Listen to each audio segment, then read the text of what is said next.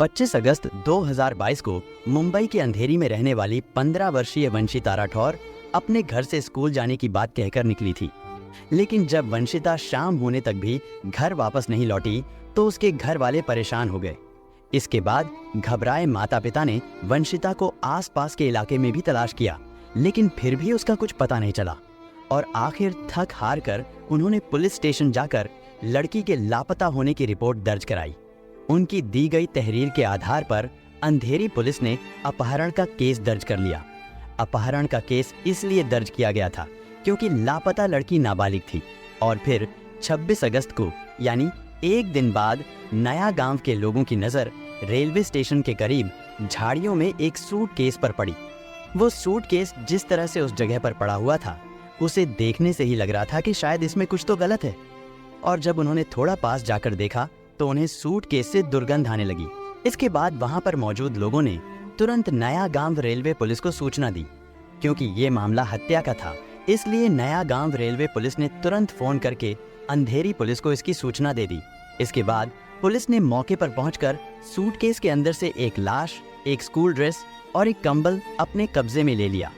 इसके बाद शव को पोस्टमार्टम के लिए भिजवा दिया गया। साथ ही पुलिस ने उस स्कूल ड्रेस की जांच करके स्कूल के बारे में भी पता लगा लिया। इसके बाद पुलिस ने उनको फोन करके थाने में बुलाया।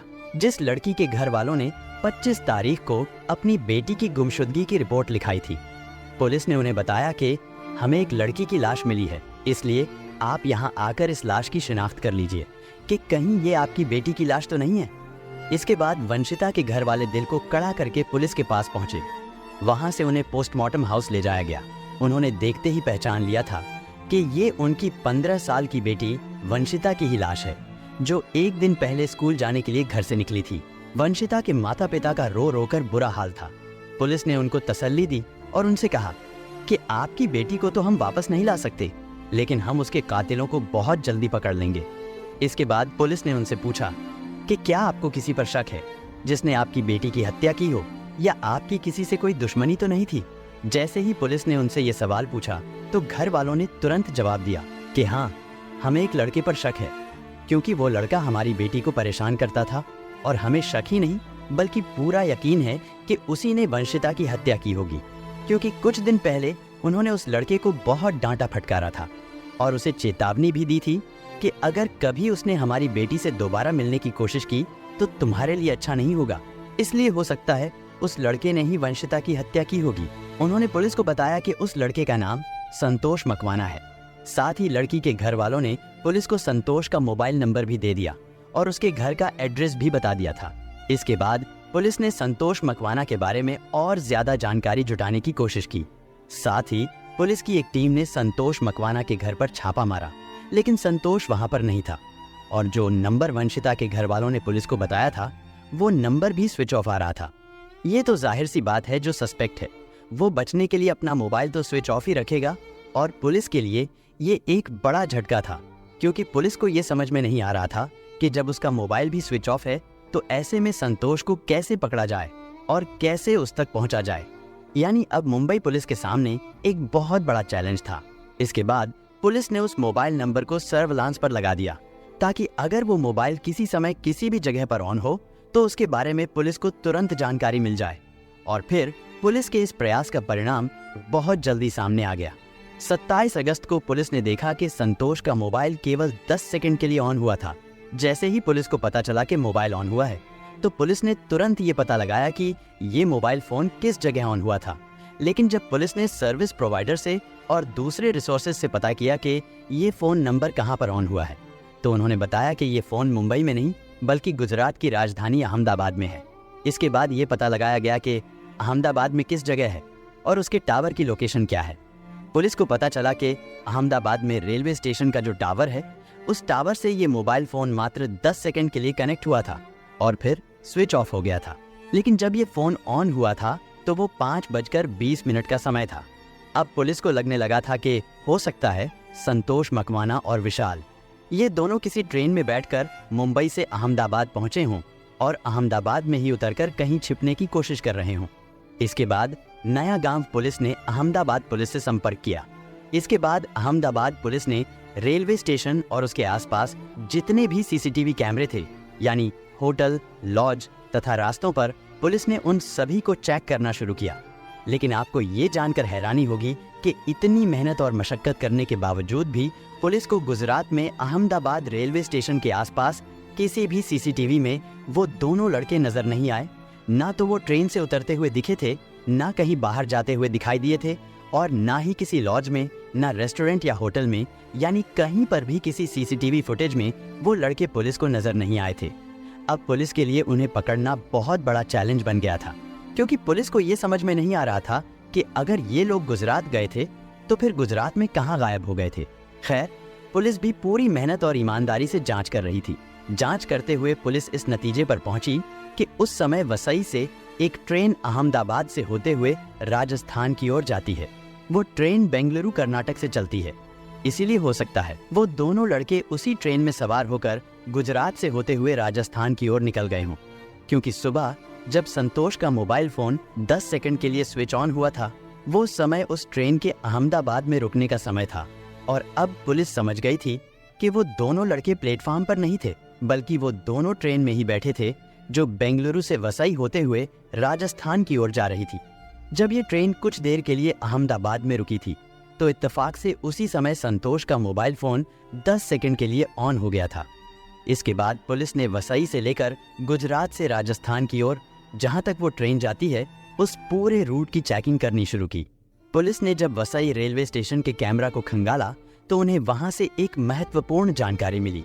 सीसीटीवी फुटेज में पुलिस ने देखा कि वो दोनों लड़के वंशिता की हत्या वाले दिन ट्रेन में चढ़ते हुए सीसीटीवी कैमरे में साफ नजर आ रहे हैं।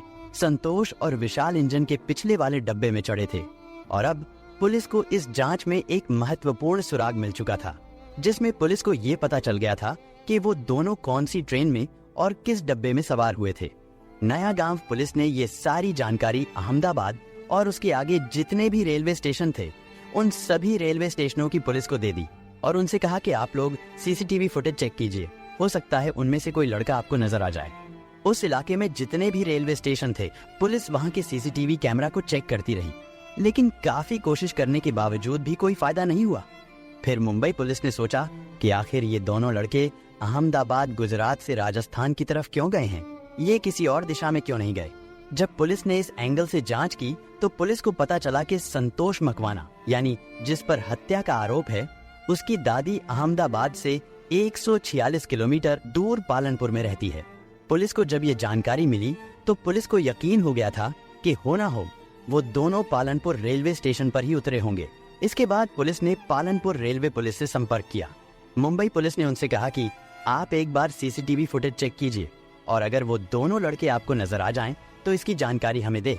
इसके बाद Palanpur railway police CCTV footage को चेक करती है, लेकिन वहां के किसी भी सीसीटीवी में ये दोनों लड़के ट्रेन से नीचे उतरते हुए दिखाई नहीं दिए। ये भी हो सकता था कि शायद सीसीटीवी कैमरे का एंगल कुछ ऐसा रहा हो, वो लड़के कैमरे में कैप्चर ना हुए हो, या फिर वो दोनों ट्रेन से उतरकर किसी और रास्ते से निकल गए हों और पुलिस को पता भी न चला हो। इसके बाद मुंबई पुलिस की एक टीम पालनपुर पहुंची और उन्होंने संतोष की दादी के घर पर छापा मारा, लेकिन संतोष वहां भी नहीं मिला। इसके बाद दादी से और घर के अन्य लोगों से भी पूछताछ की गई, लेकिन दादी ने साफ इनकार कर दिया। बल्कि दादी उल्टा पुलिस वालों से ही पूछने लगी कि क्या बात हो गई है, हमें तो कुछ पता ही नहीं है और ना ही संतोष यहाँ आया है। लेकिन पुलिस को संतोष की दादी के बातचीत करने के तरीके से शक होने लगा था कि शायद ये बुजुर्ग महिला अपने पोते को बचाने के लिए और उसके जुर्म पर पर्दा डालने के लिए झूठ बोल रही है। लेकिन जब तक संतोष अरेस्ट नहीं हो जाता तब तक पुलिस उस बुजुर्ग महिला के खिलाफ भी कोई कार्रवाई नहीं कर सकती थी और ना ही जरूरत से ज्यादा सख्ती कर सकती थी, क्योंकि ये भी तो हो सकता है कि दादी सच बोल रही हो। खैर, कई दिन बाद जब पुलिस को लगा कि अब मामला थोड़ा ठंडा पड़ चुका है तो पुलिस ने एक बार फिर से उसकी दादी के घर पर दबिश दी। लेकिन इस बार भी पुलिस को निराशा ही हाथ लगी, क्योंकि वहां पर ना तो उन्हें संतोष मिला और ना ही उसका दोस्त विशाल। इधर उसकी दादी ने फिर से वही जवाब दिया कि उसे नहीं पता है संतोष कहाँ है, आप लोग पता नहीं क्यों यहाँ आकर हमें परेशान कर रहे हो। इसके बाद मुंबई पुलिस निराश होकर पालनपुर से वापस लौटने की तैयारी कर ही रही थी कि तभी पुलिस के पास एक गुमनाम नंबर से फोन आया और उस फोन करने वाले आदमी ने ये बताया कि करीब 20 से 22 साल के दो लड़के उन्होंने पालनपुर में उसी महिला के घर में देखे हैं जिस महिला के घर पुलिस टीम 2 बार छापेमारी करके नाकाम लौट चुकी है। पुलिस ने उस आदमी से पूछा कि आप कौन हो। शुरू में तो वो पुलिस को अपने बारे में कुछ भी बताने से इनकार करता रहा, लेकिन जब पुलिस ने उसे भरोसे में लिया तो उसने अपनी पहचान बता दी। दरअसल उस व्यक्ति का संतोष की दादी से प्रॉपर्टी को लेकर कुछ झगड़ा चल रहा था। यानी एक तरह से देखा जाए तो पुलिस को जिस व्यक्ति ने फोन किया था वो व्यक्ति संतोष की दादी का दुश्मन था और अब उसको लगा कि बदला लेने का यही मौका है। उसने यही सोचकर पुलिस को फोन करके सूचना दे दी थी। सूचना मिलते ही पुलिस ने एक बार फिर संतोष की दादी के घर पालनपुर में दबिश दी। इस बार संतोष और विशाल दोनों पुलिस के हत्थे चढ़ गए और इस तरह संतोष और विशाल को पुलिस ने पालनपुर से अरेस्ट कर लिया। उन दोनों को अरेस्ट करने के लिए पुलिस को 34 दिन तक कड़ी मेहनत करनी पड़ी थी। हजारों किलोमीटर का सफर तय करना पड़ा था।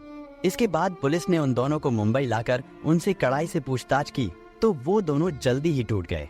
संतोष ने वंशिता की हत्या का जुर्म स्वीकार करते हुए बताया कि इस कहानी की शुरुआत सोशल मीडिया से हुई थी। ऐसे ही सोशल मीडिया प्लेटफॉर्म पर 15 साल की वंशिता की मुलाकात संतोष से हुई, क्योंकि वंशिता और संतोष दोनों ही मुंबई के रहने वाले थे। वंशिता की सोशल मीडिया पर हर दिन संतोष से बातें होती थीं। इसी तरह बातचीत और चैटिंग करते करते वो दोनों बहुत अच्छे दोस्त बन जाते हैं और फिर धीरे धीरे वंशिता संतोष मकवाना से प्यार करने लगती है। इसके बाद वो एक दूसरे से मिलने लगे थे। संतोष के दोस्त विशाल का घर जुहू में था और उसी घर में संतोष अक्सर अपनी गर्लफ्रेंड वंशिता राठौर के साथ जाता था और दोनों वहां पर एक साथ समय बिताते थे। फिर दोनों अपने अपने घर वापस चले जाते थे और ये सिलसिला पिछले कई महीनों से चल रहा था। इसी बीच एक दिन वंशिता के घर वालों ने संतोष और वंशिता को एक साथ कहीं जाते हुए देख लिया, जिसकी वजह से वंशिता के परिवार वाले आग बबूला हो गए। उन्हें लगता था कि उनकी बेटी को संतोष ने बहका दिया है और बहला फुसलाकर उसे अपने साथ लेकर घूम रहा है। तो इस बात पर लड़की के घर वाले बहुत गुस्सा हो गए, जिसके चलते उन्होंने संतोष की अच्छी तरह पिटाई कर दी और उसे बहुत जलील भी किया, और वो भी उसकी गर्लफ्रेंड वंशिता के सामने। उस दिन संतोष खून का घूंट पीकर रह गया था, लेकिन उसने मन ही मन सोच लिया था कि वो इस अपमान का बदला जरूर लेकर रहेगा। इधर वंशिता ने भी अब उससे पूरी तरह से दूरी बना ली थी। ना तो अब वो उससे मिलने आती थी और ना ही उससे फोन पर बात करती थी, जिसकी वजह से संतोष और भी ज्यादा परेशान हो गया था। इसके बाद संतोष अपनी गर्लफ्रेंड वंशिता से आखिरी बार मिलने को कहता है कि प्लीज मुझसे आखिरी बार मिल लो। संतोष ने कहा कि मैं जानता हूँ तुम्हारे घर वालों ने तुम पर पाबंदी लगा दी है, मेरे साथ भी तो उन्होंने मारपीट की थी, लेकिन फिर भी मैं चाहता हूँ कि हमारा प्रॉपरली ब्रेकअप हो। वंशिता मिलना तो नहीं चाहती थी, लेकिन जब संतोष बहुत ज्यादा दबाव बनाने लगा तो वंशिता मान गई कि ठीक है, मैं आखिरी बार तुमसे मिलने के लिए आती हूँ, लेकिन ये आखिरी बार होगा क्योंकि मैं अपने परिवार वालों के खिलाफ नहीं जा सकती। उधर वंशिता के घर वाले अपनी बेटी को ढूंढ रहे थे क्योंकि वंशिता स्कूल जाने के लिए घर से निकली थी। इधर संतोष उसे अपने दोस्त विशाल के जुहू वाले घर पर लेकर आ जाता है, जहां वो पहले भी मिला करते थे। इसके बाद संतोष वंशिता को मनाने की बहुत कोशिश करता है, लेकिन वंशिता हर बार एक ही जवाब देती है कि वो अपने घर वालों के खिलाफ नहीं जा सकती। इधर संतोष भी वंशिता को छोड़ने के लिए तैयार नहीं होता है। उसके मन में बदले की आग तो पहले ही भड़क रही थी, फिर भी वो चाहता था कि हमारा रिलेशनशिप पहले की तरह ही चलता रहे। लेकिन वंशिता संतोष की पिटाई के बाद बहुत ज्यादा घबरा गई थी और वो तय कर चुकी थी कि अब वो संतोष के साथ रिलेशन में नहीं रह सकती। बस इसी बात को लेकर वंशिता और संतोष के बीच झगड़ा बढ़ जाता है और संतोष तो पहले से ही ये सोचकर आया था कि अगर वंशिता ने मिलने से इनकार किया तो वो उसे जान से मार डालेगा, इसलिए वो चाकू भी अपने साथ लेकर आया था। इसके बाद उसने अपनी जेब से चाकू निकालकर वंशिता पर ताबड़तोड़ वार करना शुरू कर दिया और जब वो अपनी गर्लफ्रेंड पर हमले कर रहा था तब उसका दोस्त विशाल भी पास वाले कमरे में ही मौजूद था। जैसे ही विशाल ने चीखने चिल्लाने की आवाज सुनी तो वो भी कमरे से बाहर आ गया। इसके बाद विशाल ने वंशिता को पकड़ा और संतोष ने ताबड़तोड़ चाकू से वार करके वंशिता की हत्या कर दी। इसके बाद उन्होंने वंशिता की ड्रेस चेंज की ताकि वंशिता के कपड़ों से उसकी शिनाख्त ना हो पाए, इसलिए उन्होंने वंशिता को विशाल के कपड़े पहना दिए। क्योंकि विशाल के घर में हत्या हुई थी तो उसी के कपड़े पहना दिए। इसके बाद उन्होंने एक बड़े से सूटकेस में उसकी लाश भर दी, लेकिन इसे उनकी बेवकूफ़ी ही कह लीजिए, कि जिस पहचान को छिपाने के लिए उन्होंने लड़की के कपड़े बदले थे, वो सारे कपड़े भी उन्होंने उसी सूटकेस में डाल दिए जिस सूटकेस में उन्होंने वंशिता की लाश रखी थी, और फिर उस सूटकेस को उन्होंने अच्छी तरह से पैक किया। इसके बाद वो दोनों उसकी लाश को ठिकाने लगाने के लिए निकल गए। पहले वो अंधेरी पहुंचे और अंधेरी से विरार की ओर जाने वाली लोकल ट्रेन में सवार हो गए। इसके बाद वो दोनों मुंबई में विरार के रास्ते पर नया गांव में उतर गए। नया गांव में उतरने के बाद वो दोनों वहां से थोड़ा और आगे परेरा नगर में पहुंच गए। वहां पर उनको घने जंगल दिखाई दिए। क्योंकि वो जगह आबादी से थोड़ी दूरी पर थी, इसलिए उसी जंगल में उन्होंने उस सूटकेस को फेंक दिया जिसमें वंशिता की लाश थी। सूटकेस फेंकने के बाद संतोष और विशाल दोनों फिर से वापस रेलवे स्टेशन पर आए और ट्रेन में बैठकर वहां से पालनपुर के लिए निकल गए। विशाल और संतोष के इस पूरे बयान के आधार पर उनके खिलाफ चार्जशीट तैयार की गई।